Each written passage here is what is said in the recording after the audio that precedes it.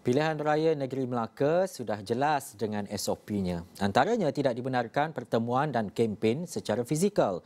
Suruhanjaya Pilihan Raya SPR masih belum mengumumkan SOP di Sarawak. Hasim Hassan yang kini berada di Betong, Sarawak, siang tadi melakukan tinjauan rumah panjang di kawasan pedalaman dan sudah pasti antara isunya adalah tiada rangkaian internet. Hasim, apakah sesuatu yang menjadi isu besar penduduk di kawasan pedalaman untuk melihat kepada rangkaian internet dan juga akses yang lebih luas? Hasim. Baiklah Ehsan, terima kasih Ehsan di Bukit Jalil. Apa yang boleh saya bawakan, mungkin perincian ini mungkin ada kaitannya dengan SOP yang akan dikeluarkan oleh SPR berkaitan dengan Pilihan Raya Negeri Sarawak. Yang mana tadi saya sempat, sebelum itu saya ingin memberitahu di Parlimen Betong ini terdapat 3 kawasan DUN iaitu Saribas, Layar dan Bukit Saban. Yang mana tadi saya ke DUN Layar yang mana ada 92 rumah panjang sahaja di kawasan itu.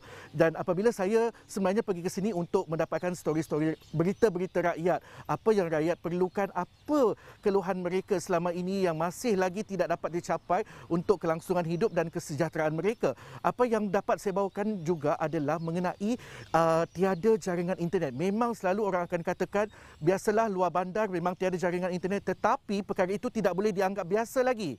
Yang mana kalau kita dengarkan sedikit sedutan temu bual saya bersama salah seorang penduduk di rumah panjang Mumans Park di Betong ini mengenai masalah internet yang memberi kesan kepada pembelajaran anaknya secara PDPR. Kita dengarkan. Bagi masalah rumah panjang ni kami ada masalah berkebun macam sini, masalah baja. Orang ni lagi pun lain internet kami tiada, susah bagi pelajar-pelajar di rumah panjang sini. Kalau mau cari lain internet tu pergi bukit. Bagi rumah panjang ini kalau dapat bagi kami lain wifi lah, bagi untuk menyenangkan bagi pelajar-pelajar di rumah panjang. Dan sekarang harga lada sudah turun, kalau boleh dapat naikkan lah bagi untuk mengurangkan kos ke rumah panjang macam. Dan ini harga baja pun sudah naik, sudah kalau dapat turunkan lah.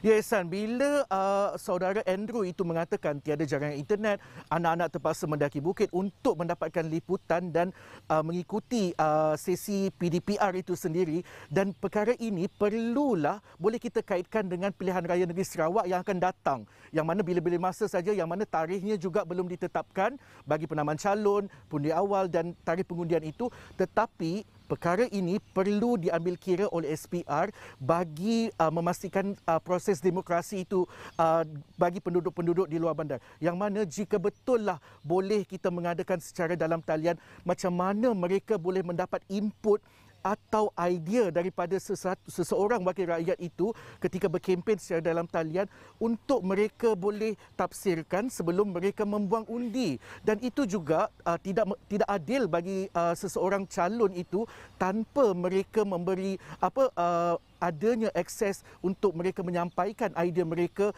sebelum pilihan raya dan meraih undi pengundi, sebab tiada jaringan internet kalau kempen itu dilakukan secara dalam talian. Mungkin ini yang perlu diambil kira oleh SPR, penetapan SOP itu dengan mengambil kira nasib-nasib pengundi-pengundi di luar bandar. Mungkin yang tadi kita bercerita tentang PDPR dan kali ini kita bercerita pula tentang SOP itu perlu diambil kira oleh SPR. Ehsan.